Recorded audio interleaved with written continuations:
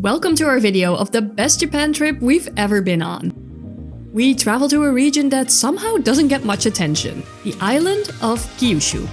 It's Japan's third largest island and offers everything from vibrant cities to beautiful nature and much more. We decided to rent a car for 14 days and drive around the island. And in this video we're sharing our whole itinerary with you.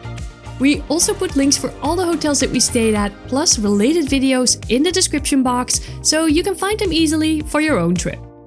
Without further ado, let's dive in. Join our road trip, won't you? We're starting our trip in the largest city of Kyushu, Fukuoka. And Fukuoka is easily reachable by plane or by a 4-hour Shinkansen ride from Tokyo. And it's also known as the capital city of ramen. So be sure to eat a bowl of tonkotsu ramen and have a walk along the canals. We spent one night at the Quintessa Hotel, which is located right behind the train station. In true Japanese fashion, the rooms were on the smaller side, but the bed was very comfortable.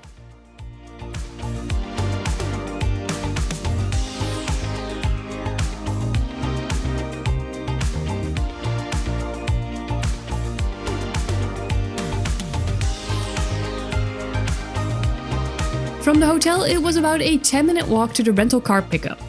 We were worried our luggage wouldn't fit, so we booked a large car. And that's how we ended up with a station wagon for just 2 people. The pickup process was easy and straightforward, and before we knew it, we were on our way. 13 days of Driving! Non-stop driving! Yeah!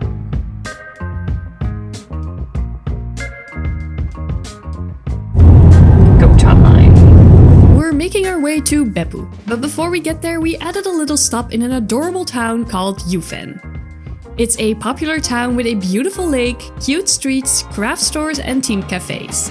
It can get really busy on weekends, so prepare accordingly.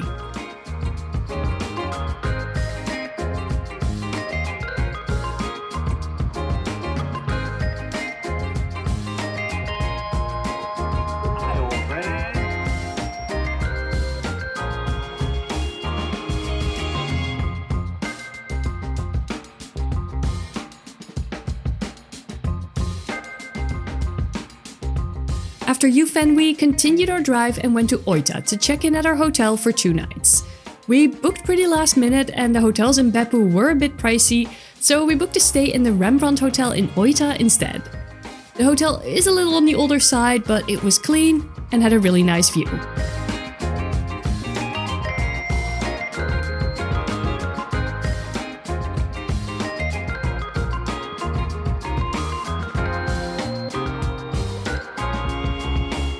Beppu is an onsen town located on the east coast of Kyushu, and we have the full day to explore. It's famous for the 7 hells, also known as Jikoku, and these so-called hells are natural hot springs. But beware, these hot springs are most definitely not for bathing. The 7 hells all require an entrance ticket, and you can purchase a little booklet for 2200 yen that allows you to visit all 7 of them.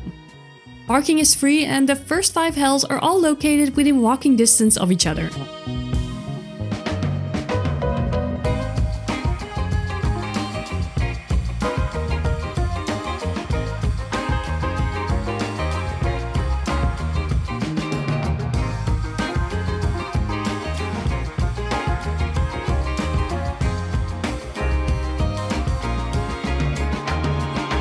The hells all offer something unique, and at some you can even enjoy food that's been cooked in the hot spring.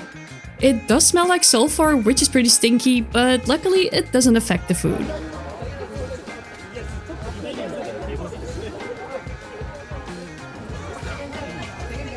okay.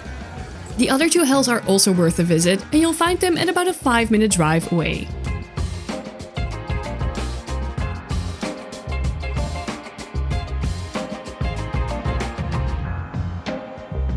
Close to the Beppu Hills, you'll find the Yukamuri observation deck, and here you can see the whole town of Beppu and the steam coming up from all the hot springs. Back in Oita, we also recommend visiting Tanura Beach Park to enjoy the coast and a view of the ocean.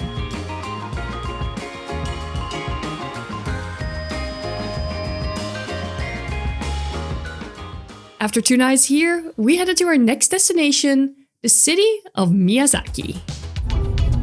In 300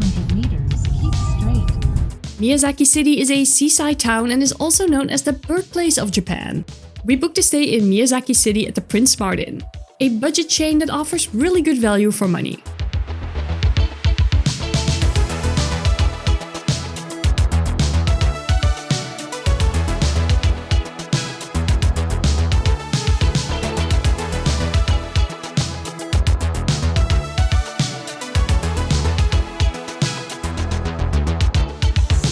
One of the must-visit places if you're visiting Miyazaki is Aoshima Beach, a small town about 20 minutes away from the city. This town has a really nice atmosphere and the main attraction here is Aoshima Island.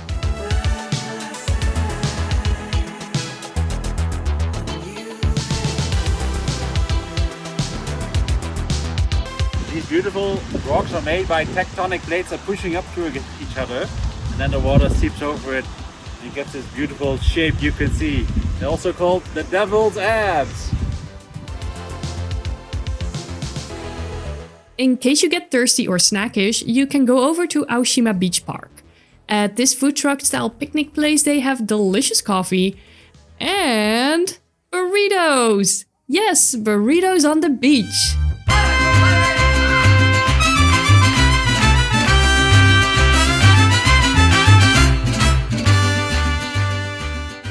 They were really good. We also noticed this yellow post box, and while Japanese post boxes are usually red, the one in Aoshima is yellow. It represents happiness, love, and wishes come true. Of course, we wished for more likers and subscribers to our channel. Let's hope we find them! Back in Miyazaki, we strolled around town and ended up eating at a fun and delicious izakaya.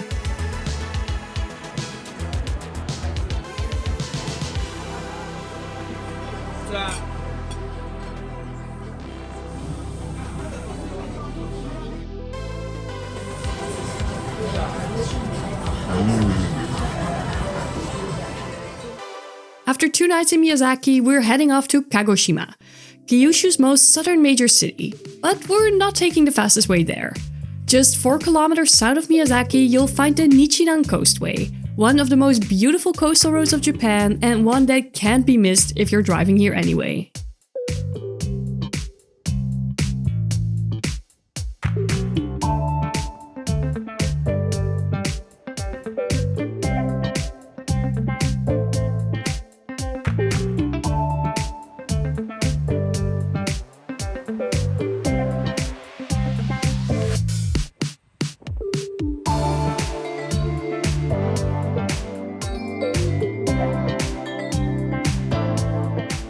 After driving the coastway, you'll see a sign for something called the Sun Messe.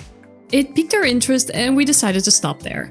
And we're glad we did, because it turned out to be a fake Easter island. According to the park, these statues are the only official replicas allowed in the world and they're similar to the original ones. One major difference though is that these are facing towards the island instead of facing the sea, because Sun Messe Nichinan was created to promote awareness to the region. Well, mission complete if you ask us. Admittedly, we spent a little too much time at the park. We had a lot of fun walking around and the 1,000 yen entrance per person was well worth it.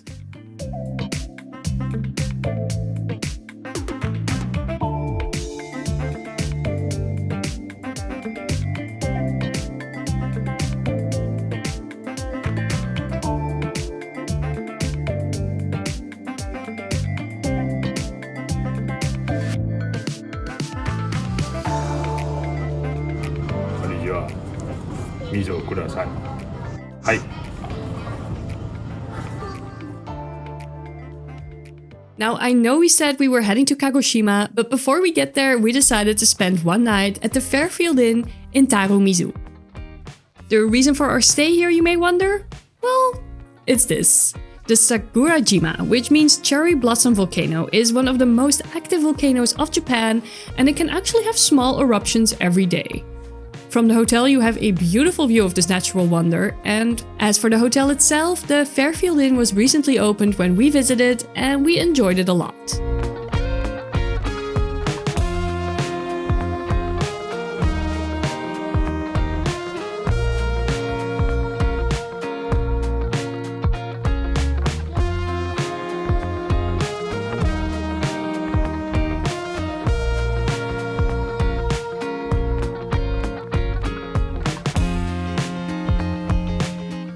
We'll visit the volcanic island first thing in the morning, but for now, time to sleep.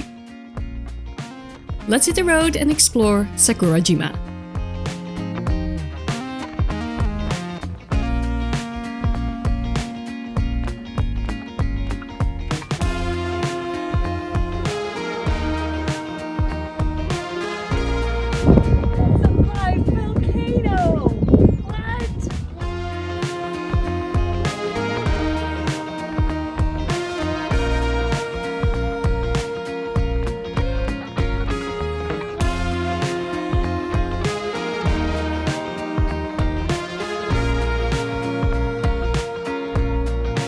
There are many beautiful viewpoints to admire the volcano from, and since we started on the other side of the volcano, we ended our visit at the visitor center.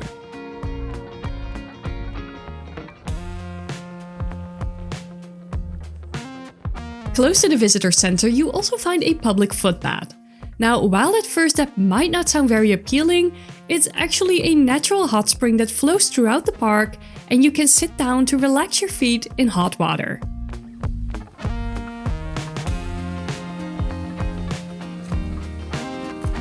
From the volcanic island, we took the ferry to Kagoshima city. And no worries if you miss it like we did, it runs every 15 minutes and the crossing also only takes about 15 minutes or so.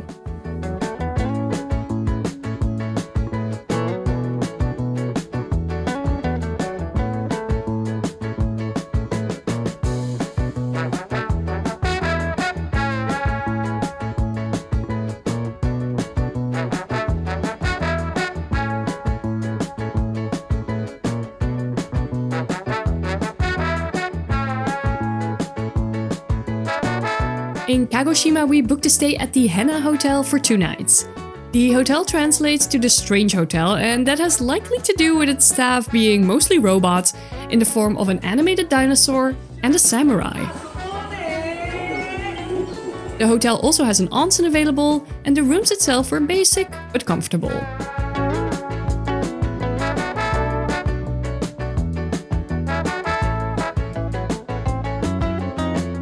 We spent a total of 2 days in and around Kagoshima.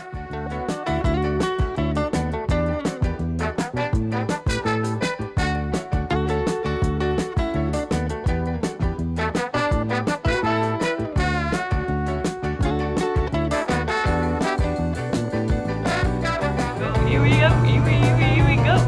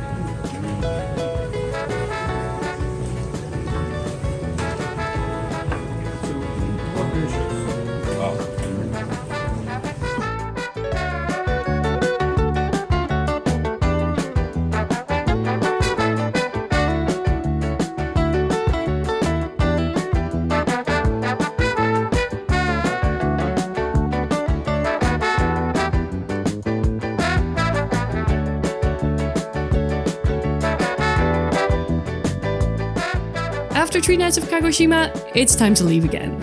Our car was delivered back to us from the automated car garage, and this nifty thing proves once again that Japan is really living in the futuristic future of the 1990s.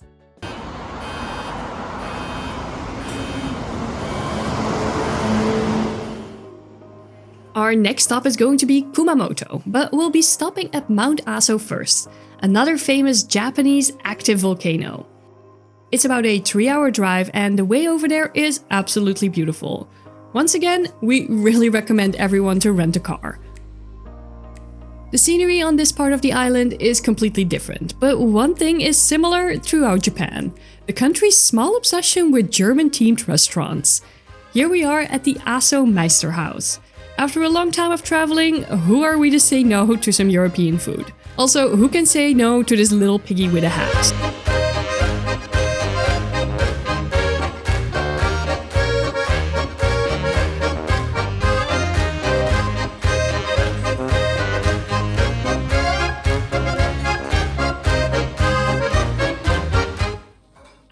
up on food, we headed to the Mount Aso viewpoint, called Aso Nadake. Pro tip, if you're here on the weekend, it can get a little busy.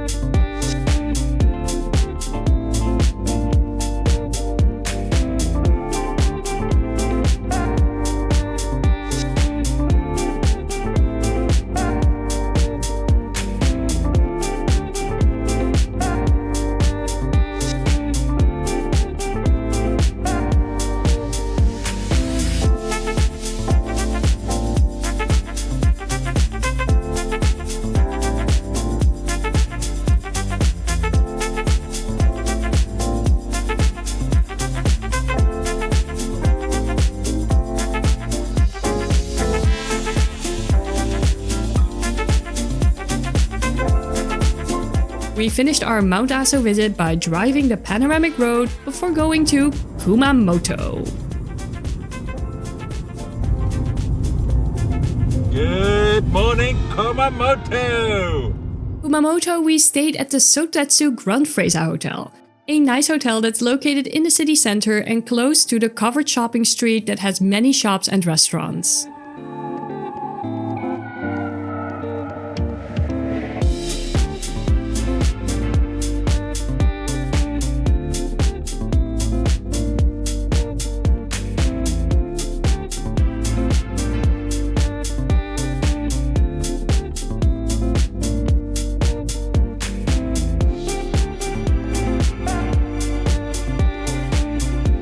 Kumamoto's main attraction is the iconic Kumamoto Castle.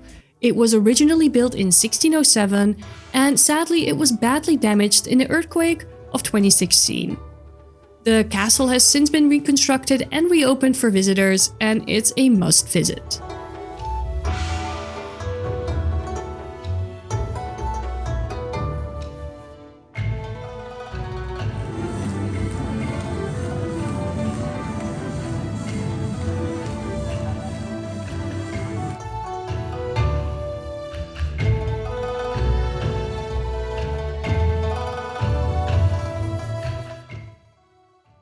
Can't miss sight, and I mean this, it's really impossible to miss it, is Kumamon, the city's mascot.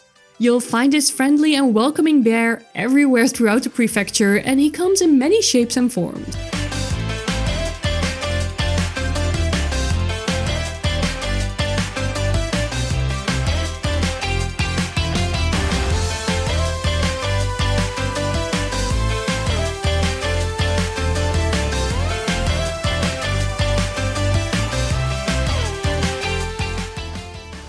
For our next stop, we decided to make a tactical decision and stop at the town of Sasebo. Now in itself, Sasebo isn't the most appealing city, but it's located strategically to explore the northwestern part of Kyushu, which is absolutely stunning. On our way to Sasebo, we stopped at Okawachiyama village, which is also known as the Pottery Village. This quiet little town looks straight out of a fairy tale with the fog rising up from the mountains. It's really nice to walk around here and take in the atmosphere while looking at many beautiful pottery pieces.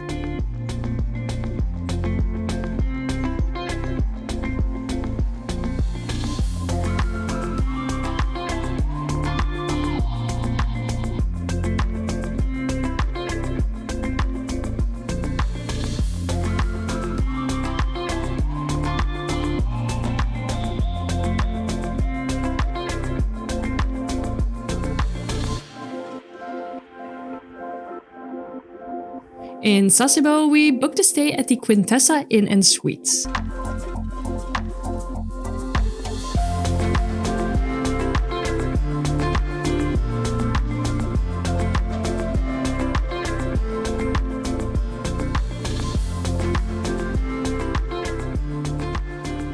Location-wise, it's located closely to the town's covered shopping street.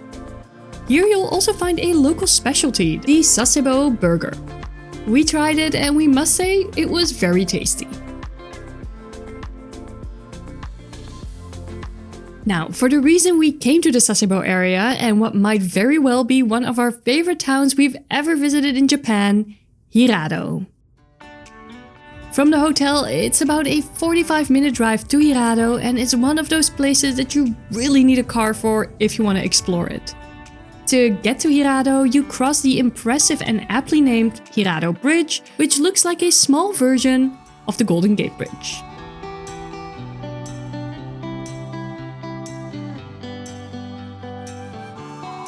In the town of Hirado, you'll find a history museum dedicated to the old Dutch trading post.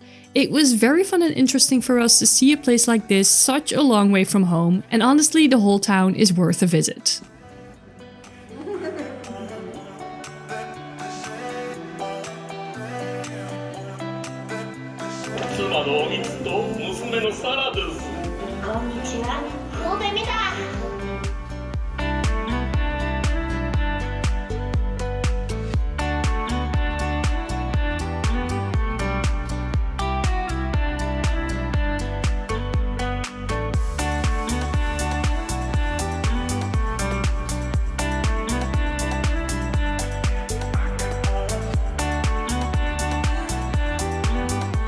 After strolling around in this cute town, we went to the Kawachi Pass Observatory, and that gave us this stunning view of the Hirado Bay.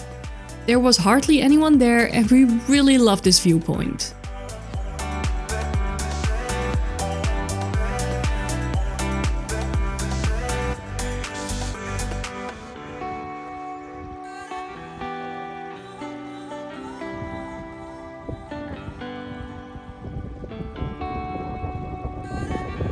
The last stop of our road trip is here, and we dropped off the car in downtown Nagasaki. We were happy to do so, as this was the most confusing Japanese city we drove in so far. Honestly, it was so stressful, we didn't even film it. Anyway, final car moment drama aside, here we are in Nagasaki. We booked a stay at the Kandeo Hotel in Chinatown, a nice hotel with uniquely styled rooms.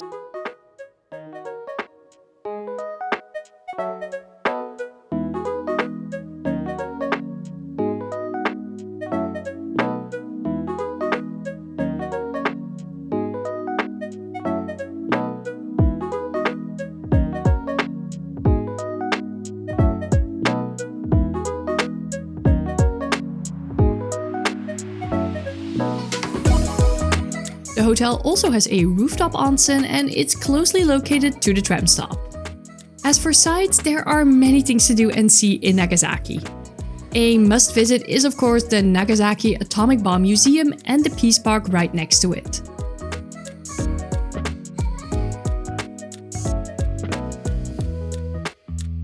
But aside from that, there is much more to see and do, so enjoy this montage.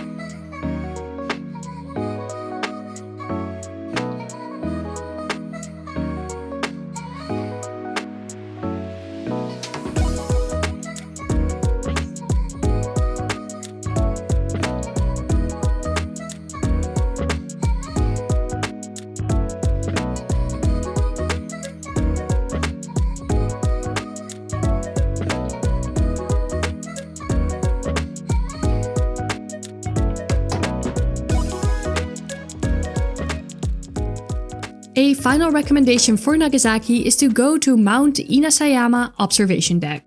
It's the place to be to experience one of the most spectacular night views of the world. Like, no joke, they won a prize for it.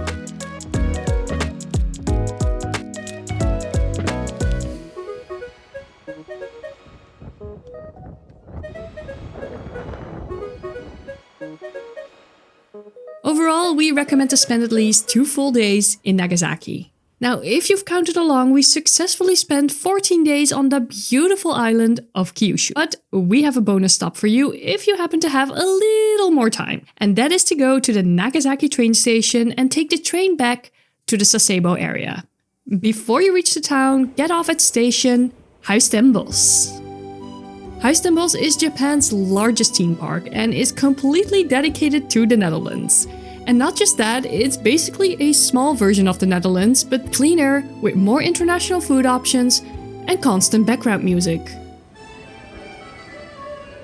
We stayed at the JR Okura Hotel here and our room came with a view of the theme park.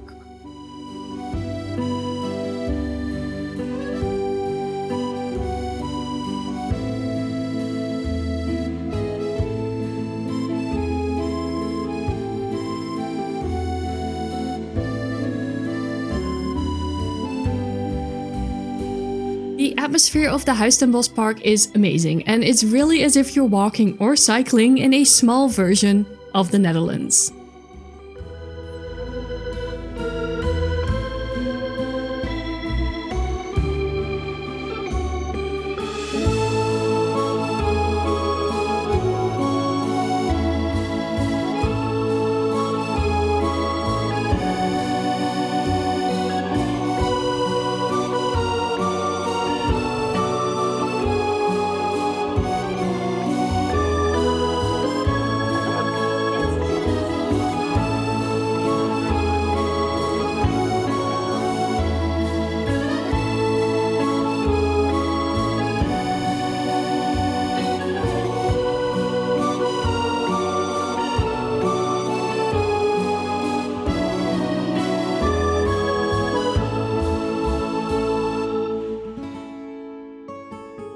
The park has some rides as well. Some are really cool and others which, well, I wouldn't recommend it if you're not Japanese sized.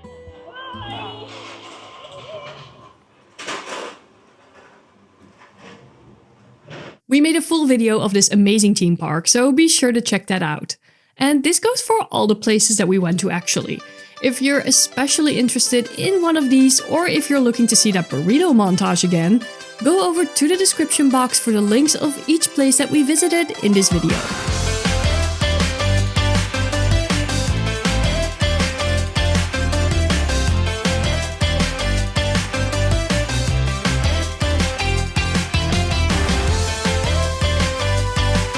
We want to thank you so much for watching, and we hope to have inspired you for your next trip to Japan. Don't forget that if you want to see more, subscribe to us at Yes and Explore. Bye!